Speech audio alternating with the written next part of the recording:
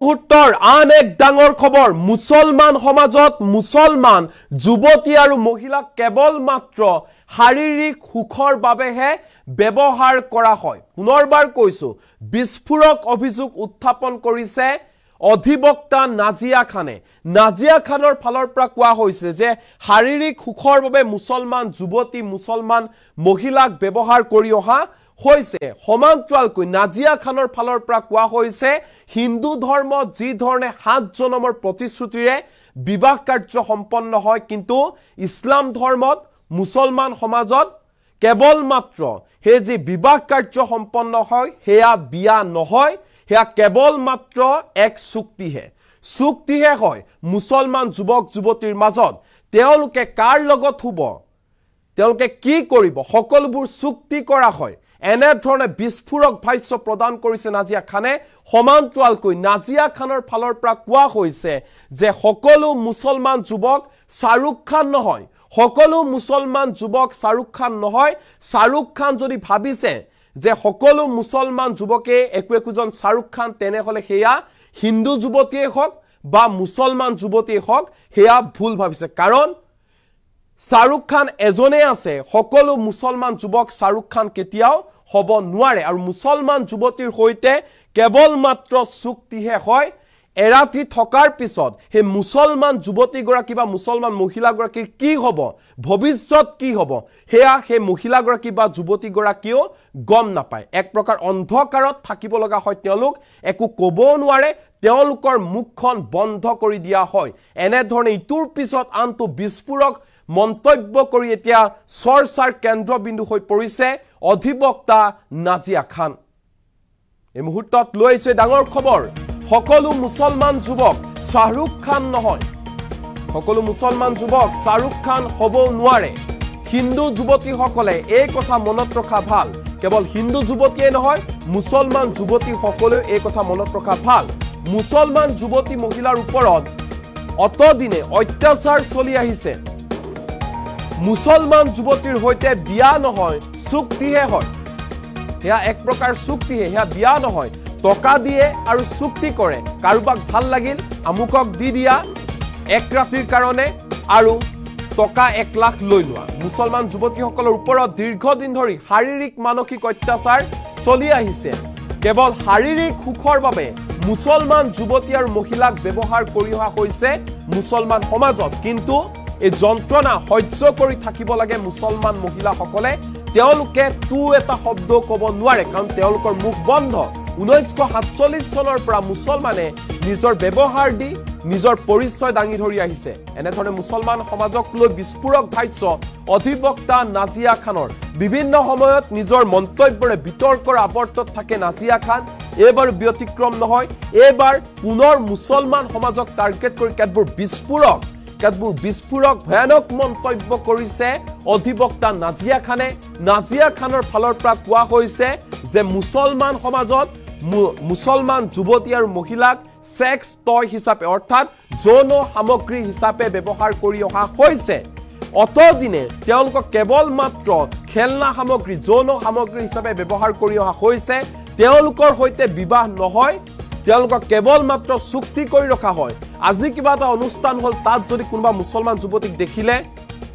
যদি মুছলমান যুৱতী গৰাকীক ভাল লাগিল লগালগ তেওঁলোকে পইচা অফাৰ কৰে ধনৰ অফাৰ কৰা হয় হে পৰিয়ালটোক আৰু ধনৰ বিনিময়ত বিবাহ কাৰ্য হয় এক প্ৰকাৰ হেয়া চুক্তি হয় তাৰ পিছতে শাৰীৰিকভাৱে শোষণ কৰা হয় যৌন ক্ষুধা নিবাৰণ কৰা হয় শাৰীৰিকভাৱে তেওঁলোকৰ ওপৰত জপিয়াই পৰা হয় অত্যাচাৰ চলোৱা হয় মানসিকভাৱে হওক বা শাৰীৰিকভাৱে হওক কেৱল মাত্ৰ তেওঁলোকক সেক্স টয় হিচাপে ব্যৱহাৰ কৰা হয় এনে ধৰণৰ বিস্ফোৰক ভাষ্য প্ৰদান কৰিছে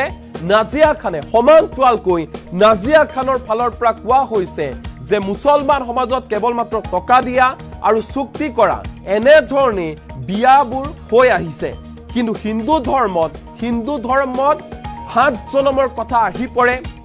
পূজা কৰা হয় 7 জনমৰ প্ৰতিশ্ৰুতিৰে বান্ধোনত বান্ধ খোৱা হয় কিন্তু মুছলমান সমাজত হেয়া নাই কেৱল মাত্ৰ টকাৰ বিনিময়ত চুক্তি কৰা হয় আৰু তেনেদৰে চলি আহিছে মুছলমান সমাজত বিবাহ কাৰ্য এনে ধৰণৰ বিস্ফোৰক ভাষ্য প্ৰদান কৰিছে নাজিয়া খানে নাজিয়া খানৰ ফালৰ পৰা কোৱা হৈছে যে সকলো মুছলমান যুৱক শাহৰুখ খান হ'ব নোৱাৰে যদি হিন্দু যুৱতীগৰাকীয়ে হওক বা মুছলমান যুৱতীগৰাকীয়ে হওক যে তেওঁ যদি ভাবে যে তেওঁৰ সেই স্বামী মুছলমান যুৱকজন তেওঁৰ স্বামী শাহৰুখ খান হ'ব শাহৰুখ খানৰ দৰে তেওঁলোক হ'ব যি ধৰণে গৌৰী খানৰ সৈতে শাহৰুখ খান আছে তেওঁলোকে একেধৰণে নিজকে গৌৰী খান বুলি ভাবিবলৈ লয় আৰু নিজৰ হাজবেণ্ডক নিজৰ স্বামীক শাহৰুখ খানৰ লগত তুলনা কৰে মুছলমান যুৱতী মহিলাসকলে কিন্তু যেতিয়াই কোঠাৰ ভিতৰত আবদ্ধ হৈ যায় তেতিয়াই আচল স্বৰূপ ওলাই যায় কেৱল মাত্ৰ যৌন সামগ্ৰী হিচাপে মুছলমান মহিলা মুছলমান যুৱতীসকলক ব্যৱহাৰ কৰি অহা হৈছে এনে ধৰণৰ বিস্ফোৰক মন্তব্য কৰি এতিয়া বিতৰ্কৰ আৱৰ্তত সোমাই পৰিছে এইগৰাকী অধিবক্তা নাজিয়া খান আমি কৈছোৱে বিভিন্ন সময়ত কেতবোৰ বিতৰ্কিত মন্তব্যৰে চৰ্চাত থাকে নাজিয়া খান এইবাৰো ব্যতিক্ৰম নহয় এইবাৰ যি ধৰণৰ মন্তব্য কৰিছে যি ধৰণৰ বিস্ফোৰক ভাষ্য প্ৰদান কৰিছে মুছলমান সমাজ সন্দৰ্ভত তাক লৈ এতিয়া ককৰ্থনাৰো সন্মুখীন হ'বলগীয়া হৈছে নাজিয়া খান এইগৰাকী নাজিয়া খানৰ ফালৰ পৰা মঞ্চত স্পষ্ট ৰূপত কোৱা হৈছে যে মুছলমান সমাজক বা ইছলাম ধৰ্মক পবিত্ৰ বুলি গণ্য কৰা হয় কিন্তু সেই পবিত্ৰতা ৰক্ষা কৰিব পৰা নাই মুছলমান সমাজে তেওঁলোকে কেৱল মাত্ৰ যৌন সামগ্ৰী হিচাপে পণ্য সামগ্ৰী হিচাপে মুছলমান যুৱতী মুছলমান মহিলাসকলক ব্যৱহাৰ কৰি আহিছে মুছলমান যুৱতী মহিলাসকলৰ সৈতে খেলি আহিছে সেইবাবে মুছলমান যুৱতী মহিলাসকলে এটা ভুল ধাৰণা লৈ থকাটো ভাল যে ভুল ধাৰণা লৈ থাকিব নালাগে তেওঁলোকে যে তেওঁলোকৰ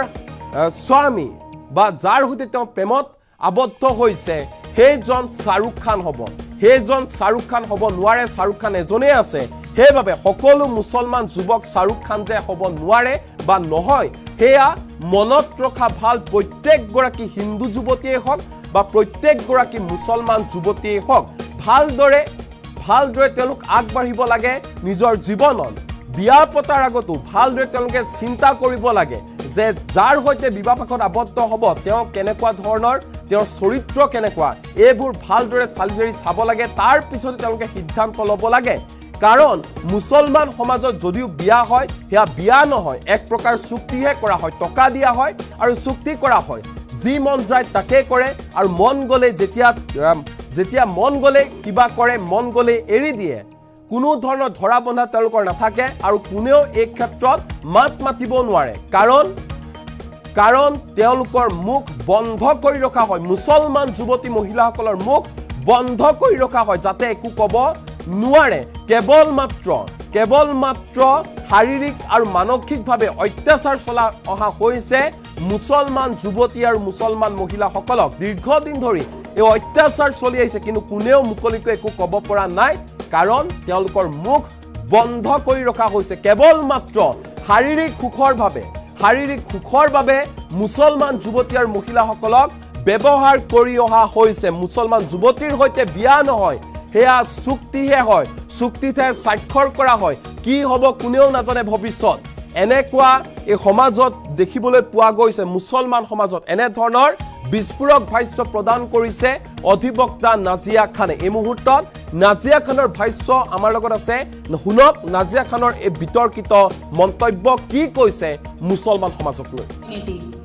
शांतिपूर्ण समुदाय हम लिखते हैं ना अंग्रेजी में भी पीसफुल कम्युनिटी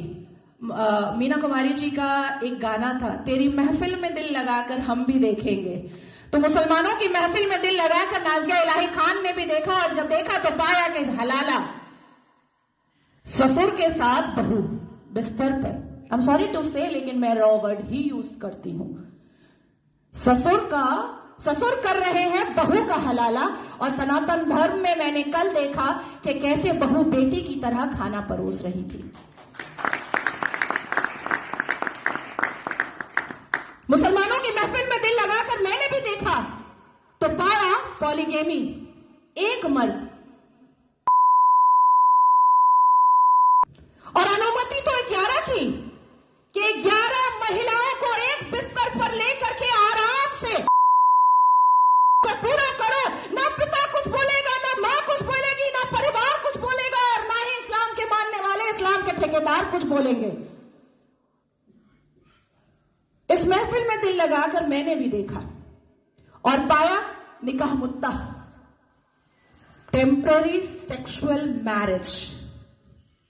कुछ समय के लिए एक शादी में गई, एक आयोजन में गई, कोई लड़की मुसलमान बेटी, और वहां पर किसी शादीशुदा अधेड़ मर्द को एक चहचहाती हुई, एक उछलती कूदती हुई मुसलमान बेटी पसंद आ गई और कह दिया अब्बा जान को कि ये लो 5 लाख रुपए और 1 हफ्ते के लिए अपनी बेटी दे देना। कॉन्ट्रैक्ट होता है, कॉन्ट्रैक्ट। हमने रजाकार के आखिरी मुखबिर असदुद्दीन अवैसी को सुना होगा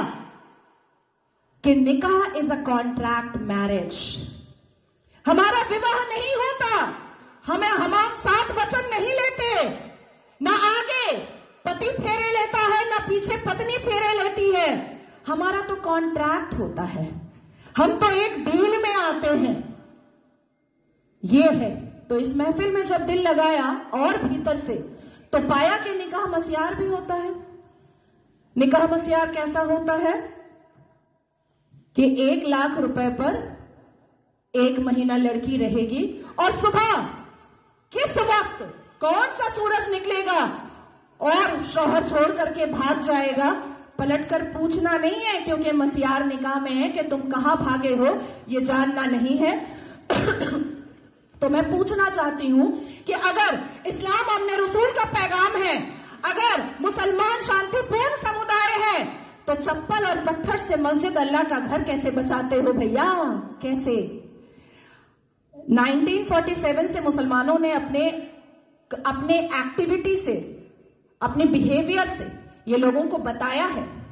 कि ये कोई अमन रसूल नहीं है, ये प्रॉफिट मोहम्मद सल्लल्लाहु अलैहि वसल्लम के फॉलोअर तो नहीं है, ये औरंगजेब के ठरकजेब हैं, ये मुगले आजम के जाहिले आजम हैं। बस इतना ही है इनका परिचय, इसके अलावा इनका परिचय कुछ भी नहीं है। शिक्षा बोलो नहीं लेंगे, इंसान बनने बोलो नहीं बनेंगे, कुछ पढ़ने बोलो नहीं पढ़ेंगे, कुछ करने बोलो नहीं करेंगे, लेकिन रेप करने बोलो तुरंत करेंगे, लव जिहाद करने बोलो तुरंत करेंगे, बम गोली बारूद फेंकने बोलो तुरंत फेंकेंगे, आतंक मचाने बोलो तुरंत बचाएंगे। आखिर क्या है इस समुदाय में जो एक समुदाय पूरे दुनिया के सारे धर्म वालों को परेशान करके रखा है? आखिर क्या है राज उस आसमानी किताब का, उस अल कुरान का राज क्या है जो मदरसों के अंदर छुप कर पढ़ाया जाता है, जो मजार के अंदर छुप कर करवाया जाता है, जो मस्जिदों के अंदर छुप कर सुनाया जाता है, जो घरों के अंदर तरबियत और तालीम में बताया जाता है? क्या है उसका राज? क्यों कहते हैं मुसलमान घर में अंदर ही जब बेटी छोटी सी होती है और बच्चा छोटा सा होता है, प्रसाद नहीं खाना हराम है,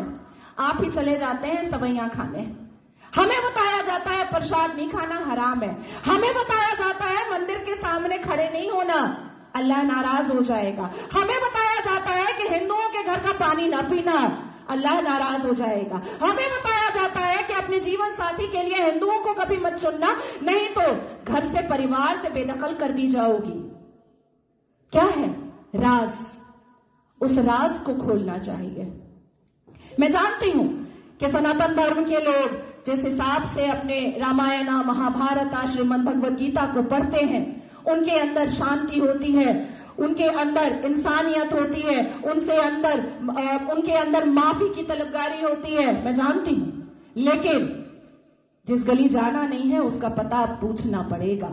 अपनी बेटियों को समझाना पड़ेगा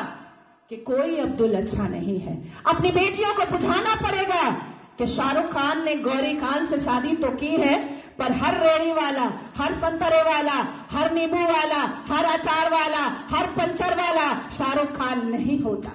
शांतिपूर्ण समुदाय, हम लिखते हैं ना अंग्रेजी में भी, पीसफुल कम्युनिटी।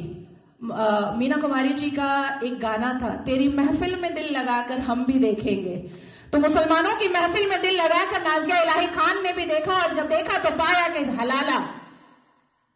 ससुर के साथ बहू बिस्तर पर, आई एम सॉरी टू से, लेकिन मैं रॉ वर्ड ही यूज करती हूं, ससुर कर रहे हैं बहू का हलाला। और सनातन धर्म में मैंने कल देखा कि कैसे बहू बेटी की तरह खाना परोस रही थी।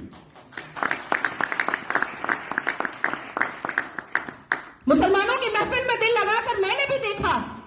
तो पाया पॉलीगेमी, एक मर्द, और अनुमति तो 11 की कि 11 महिलाओं को एक बिस्तर पर लेकर के आराम से पूरा करो। ना पिता कुछ बोलेगा, ना मां कुछ बोलेगी, ना परिवार कुछ बोलेगा, और ना ही इस्लाम के मानने वाले, इस्लाम के ठेकेदार कुछ बोलेंगे। इस महफिल में दिल लगाकर मैंने भी देखा और पाया निकाह मुद्दा, टेम्पररी सेक्सुअल मैरिज। कुछ समय के लिए एक शादी में गई, एक आयोजन में गई, कोई लड़की मुसलमान बेटी, और वहां पर किसी शादीशुदा अधेड़ मर्द को एक चहचहाती हुई, एक उछलती कूदती हुई मुसलमान बेटी पसंद आ गई और कह दिया अब्बा जान को कि ये लो 5 लाख रुपए और 1 हफ्ते के लिए अपनी बेटी दे देना। कॉन्ट्रैक्ट होता है, कॉन्ट्रैक्ट। हमने रजाकार के आखिरी मुखबिर असदुद्दीन अवैसी को सुना होगा कि निकाह इज अ कॉन्ट्रैक्ट मैरिज। हमारा विवाह नहीं होता, हम 7 वचन नहीं लेते, ना आगे पति फेरे लेता है, ना पीछे पत्नी फेरे लेती है। हमारा तो कॉन्ट्रैक्ट होता है, हम तो एक डील में आते हैं। ये है। तो इस महफिल में जब दिल लगाया और भीतर से, तो पाया कि निकाह मस्यार भी होता है। निकाह मस्यार कैसा होता है कि 1 लाख रुपए पर 1 महीना लड़की रहेगी, और सुबह किस वक्त कौन सा सूरज निकलेगा और शौहर छोड़ करके भाग जाएगा, पलटकर पूछना नहीं है, क्योंकि मस्यार निकाह में है कि तुम कहां भागे हो ये जानना नहीं है। तो मैं पूछना चाहती हूं कि अगर इस्लाम अमन रसूल का पैगाम है, अगर मुसलमान शांतिपूर्ण समुदाय है, तो चप्पल और पत्थर से मस्जिद अल्लाह का घर कैसे बचाते हो भैया? कैसे? 1947 से मुसलमानों ने अपने एक्टिविटी से, अपने बिहेवियर से ये लोगों को बताया है कि ये कोई अमन रसूल नहीं है, ये प्रॉफिट मोहम्मद सल्लल्लाहु अलैहि वसल्लम के फॉलोअर तो नहीं है, ये औरंगजेब के ठरकजेब हैं, ये मुगले आजम के जाहिले आजम हैं। बस इतना ही है इनका परिचय, इसके अलावा इनका परिचय कुछ भी नहीं है। शिक्षा बोलो नहीं लेंगे, इंसान बनने बोलो नहीं बनेंगे, कुछ पढ़ने बोलो नहीं पढ़ेंगे, कुछ करने बोलो नहीं करेंगे, लेकिन रेप करने बोलो तुरंत करेंगे, लव जिहाद करने बोलो तुरंत करेंगे, बम गोली बारूद फेंकने बोलो तुरंत फेंकेंगे, आतंक मचाने बोलो तुरंत मचाएंगे। आखिर क्या है इस समुदाय में जो एक समुदाय पूरे दुनिया के सारे धर्म वालों को परेशान करके रखा है? आखिर क्या है राज उस आसमानी किताब का, उस अल कुरान का राज क्या है जो मदरसों के अंदर छुप कर पढ़ाया जाता है, जो मजार के अंदर छुप कर करवाया जाता है, जो मस्जिदों के अंदर छुप कर सुनाया जाता है, जो घरों के अंदर तरबियत और तालीम में बताया जाता है? क्या है उसका राज? क्यों कहते हैं मुसलमान घर में अंदर ही जब बेटी छोटी सी होती है और बच्चा छोटा सा होता है, प्रसाद नहीं खाना हराम है, आप ही चले जाते हैं सवैयां खाने। हमें बताया जाता है प्रसाद नहीं खाना हराम है, हमें बताया जाता है मंदिर के सामने खड़े नहीं होना, अल्लाह नाराज हो जाएगा, हमें बताया जाता है कि हिंदुओं के घर का पानी ना पीना, अल्लाह नाराज हो जाएगा, हमें बताया जाता है कि अपने जीवन साथी के लिए हिंदुओं को कभी मत चुनना, नहीं तो घर से, परिवार से बेदखल कर दी जाओगी। क्या है राज? उस राज को खोलना चाहिए। मैं जानती हूं कि सनातन धर्म के लोग जिस हिसाब से अपने रामायण, महाभारत, श्रीमद् भगवद गीता को पढ़ते हैं, उनके अंदर शांति होती है, उनके अंदर इंसानियत होती है, उनके अंदर माफी की तलबगारी होती है, मैं जानती हूं। लेकिन जिस गली जाना नहीं है उसका पता पूछना पड़ेगा, अपनी बेटियों को समझाना पड़ेगा कि कोई अब्दुल अच्छा नहीं है, अपनी बेटियों को बुझाना पड़ेगा कि शाहरुख खान ने गौरी खान से शादी तो की है, पर हर रेड़ी वाला, हर संतरे वाला, हर नींबू वाला, हर अचार वाला, हर पंचर वाला शाहरुख खान नहीं होता। शांतिपूर्ण